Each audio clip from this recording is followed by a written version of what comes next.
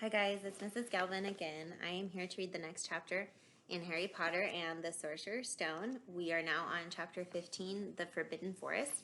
We are actually only 3 chapters away from finishing this book, so pretty exciting. Before we get into this chapter, I'm going to do a quick review of the last chapter that we read.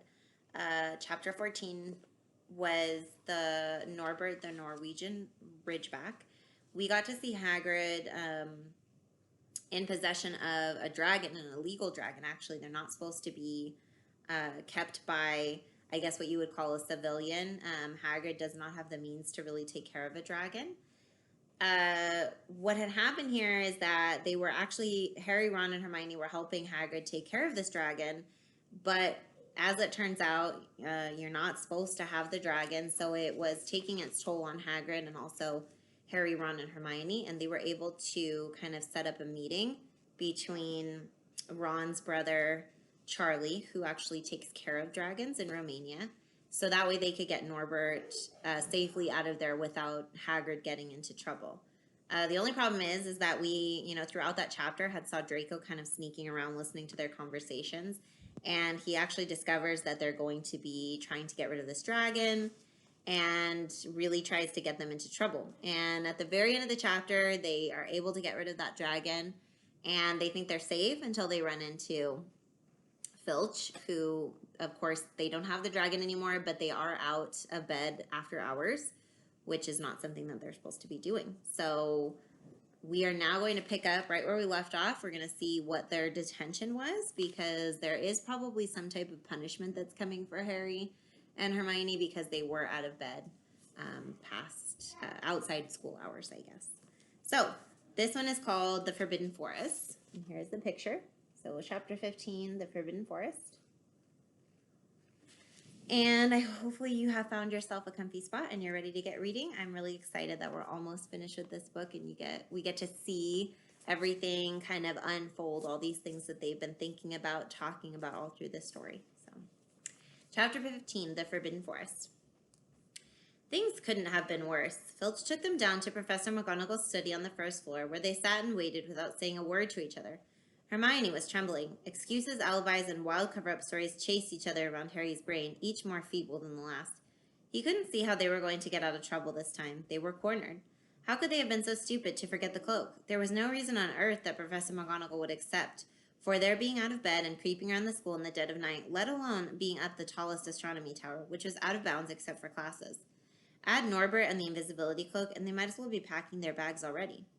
Had Harry thought that things couldn't have been worse, he was wrong. When Professor McGonagall appeared, she was leading Neville. "Harry!" Neville burst out the moment he saw the other two.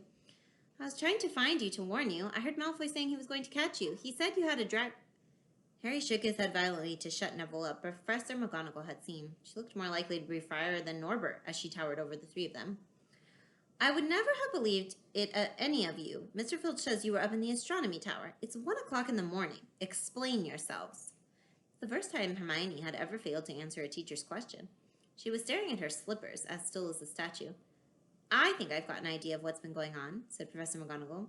"It doesn't take a genius to work it out. You fed Draco Malfoy some cock-and-bull story about a dragon, trying to get him out of bed and into trouble. I've already caught him. I suppose you think it's funny that Longbottom here heard the story and believed it too." Harry caught Neville's eye and tried to tell him without words that this wasn't true, because Neville was looking stunned and hurt. Poor blundering Neville. Harry knew it must have cost him to try and find them in the dark to warn them. "I'm disgusted," said Professor McGonagall. 4 students out of bed in one night? I've never heard such a thing before. And you, Miss Granger, I thought you had more sense. As for you, Mr. Potter, I thought Gryffindor meant more to you than this. All 3 of you will receive detentions. Yes, you too, Mr. Longbottom. Nothing gives you the right to walk around school at night, especially these days. It's very dangerous. And 50 points will be taken from Gryffindor." 50? Harry gasped. They would lose the lead he thought he'd won them in the last Quidditch match. 50 points each, said Professor McGonagall, breathing heavily through her long, pointed nose. "Professor, please, you can. Don't tell me what I can and can't do, Potter. Now get back to bed, all of you. I've never been more ashamed of Gryffindor students." 150 points lost. That put Gryffindor in last place. In one night, they had ruined any chance Gryffindor had had for the House Cup. Harry felt as though the bottom had dropped out of his stomach. How could they ever make up for this? Harry didn't sleep all night. He could hear Neville sobbing into his pillow for what seemed like hours. Harry couldn't think of anything to say to comfort him. He knew Neville, like himself, was dreading the dawn. What would happen when the rest of Gryffindor found out what they'd done? At first, Gryffindors passing the giant hourglass that recorded the house points the next day thought there'd been a mistake. How could they suddenly have 150 points fewer than yesterday? And then the story started to spread. Harry Potter, the famous Harry Potter, their hero of 2 Quidditch matches, had lost them all those points, him and a couple of other stupid first years. From being one of the most popular and admired people at the school, Harry was suddenly the most hated. Even Ravenclaws and Hufflepuffs turned on him because everyone had been longing to see Slytherin lose the House Cup. Everywhere Harry went, people pointed and didn't trouble to lower their voices as they insulted him. Slytherins, on the other hand, clapped as he walked past, whistling and cheering. "Thanks, Potter. We owe you one." Only Ron stood by him. They'll all forget this in a few weeks. Fred and George have lost loads of points in all the time they've been here, and people still like them. "They've never lost 150 points in one go, though, have they?" said Harry miserably. "Well, no," Ron admitted. It was a bit late to repair the damage, but Harry swore to himself not to meddle in things that weren't his business from now on. He'd had it with sneaking around and spying. He felt so ashamed of himself that he went to Wood and offered to resign from the Quidditch team.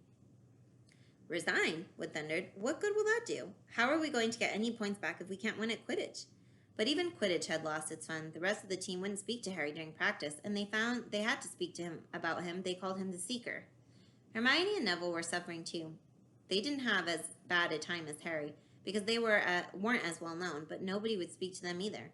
Hermione had stopped drawing attention to herself in class, keeping her head down and working in silence.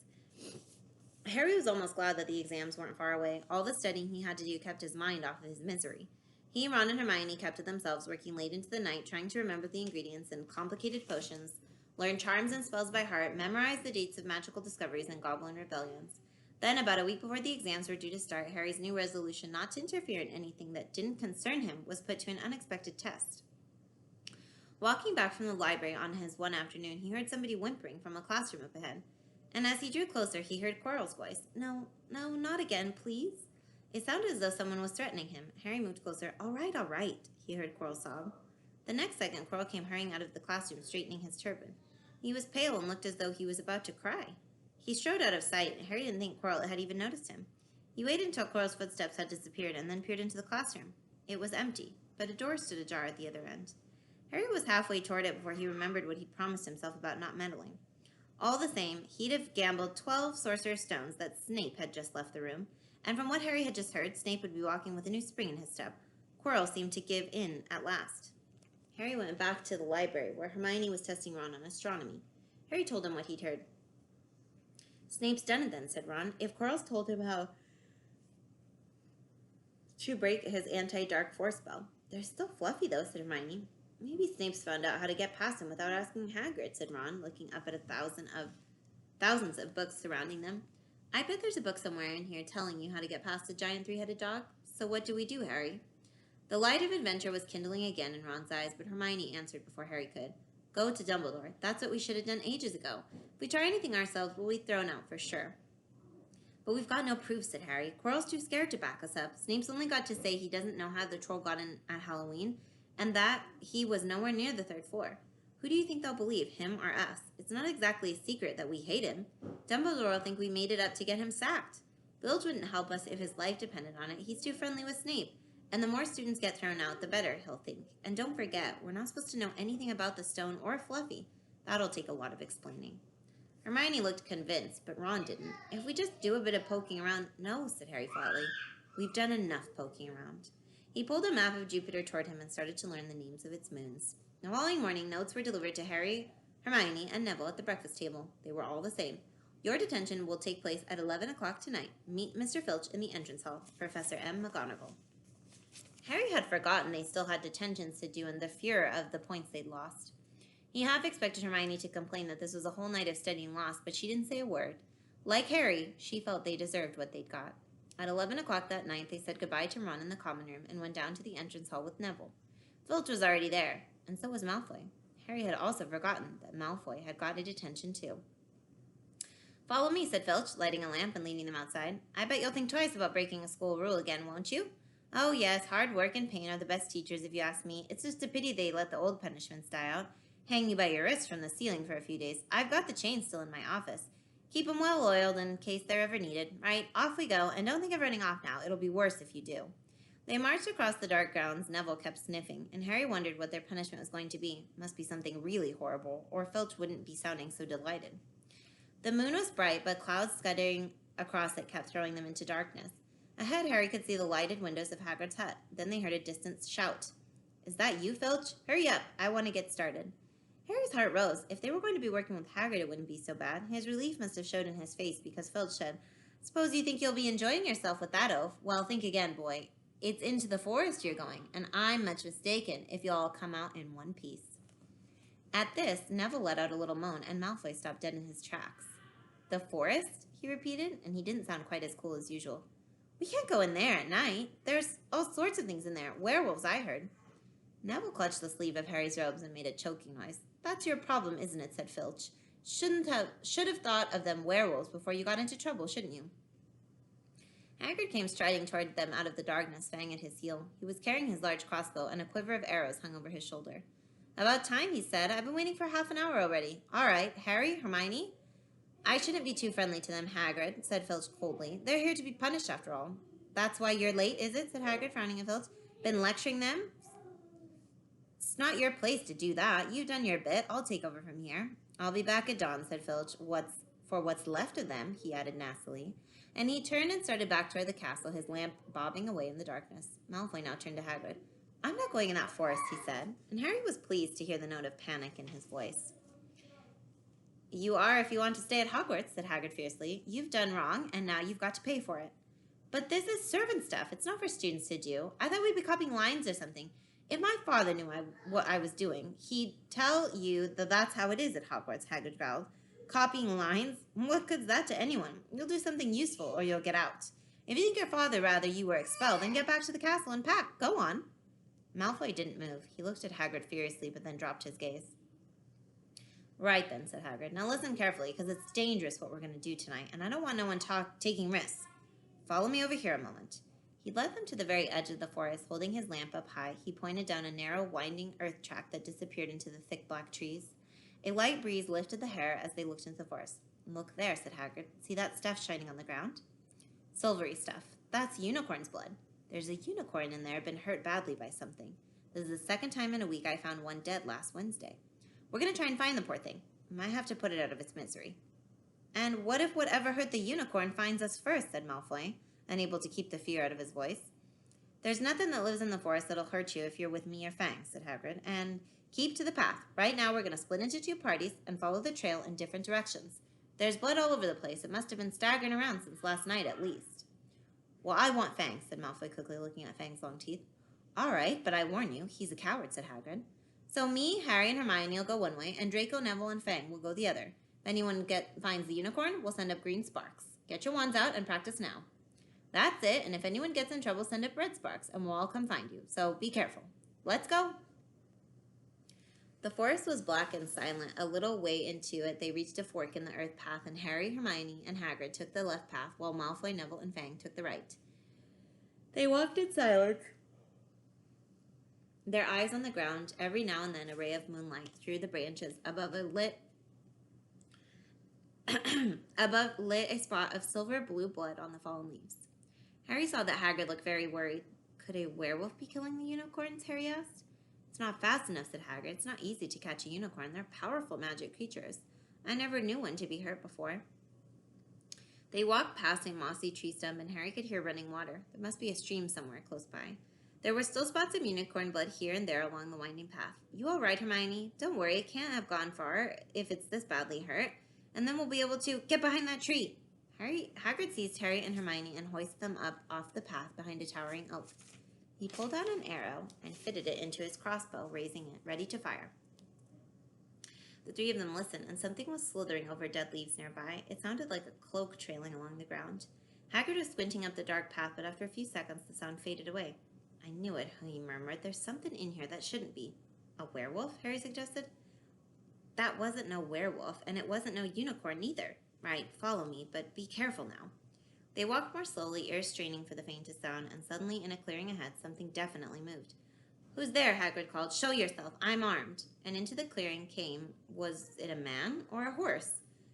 To the waist, a man with red hair and a beard, but below was a horse's gleaming chestnut body with long reddish tail.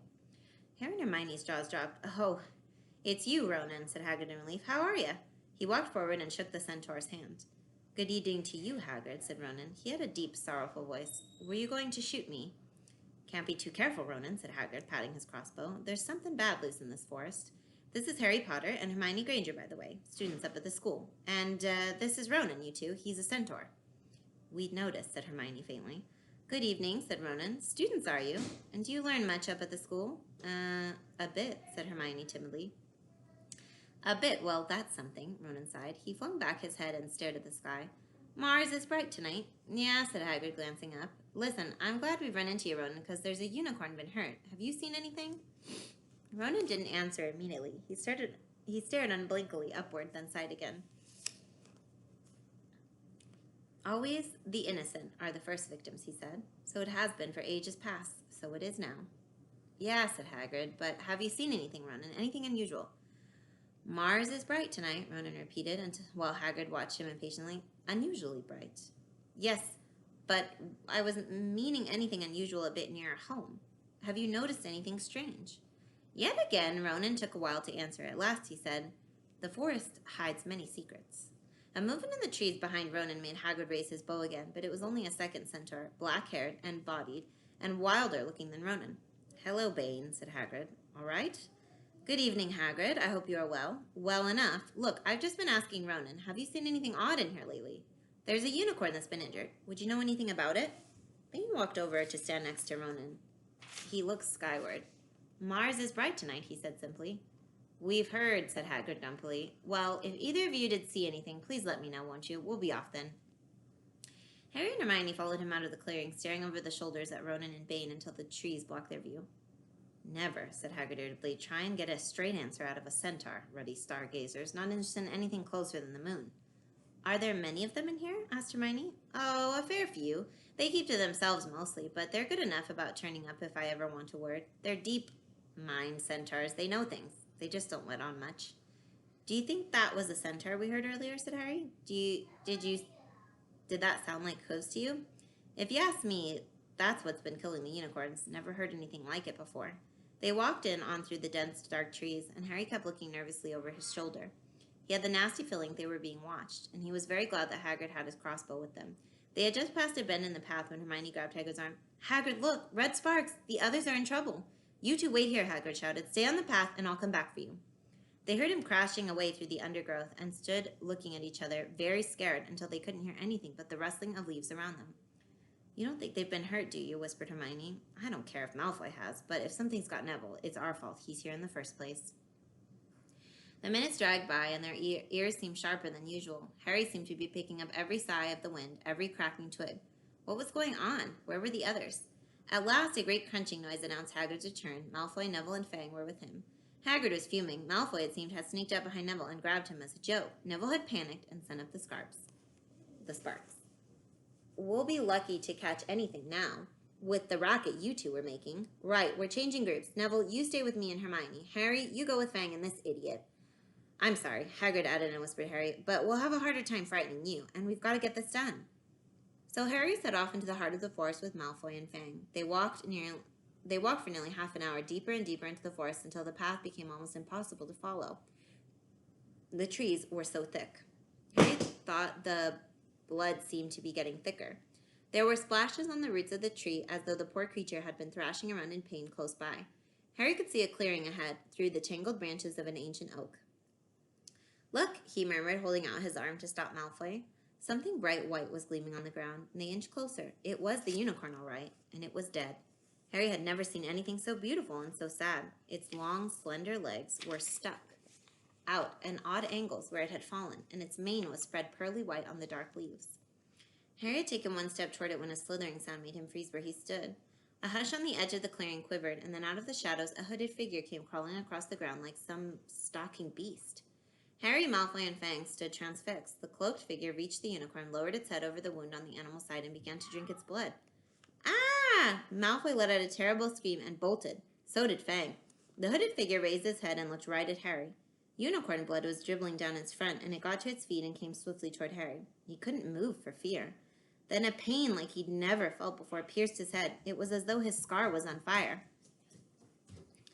Half blinded, he staggered backward. He heard hooves behind him, galloping, and something jumped clean over Harry, charging at the figure.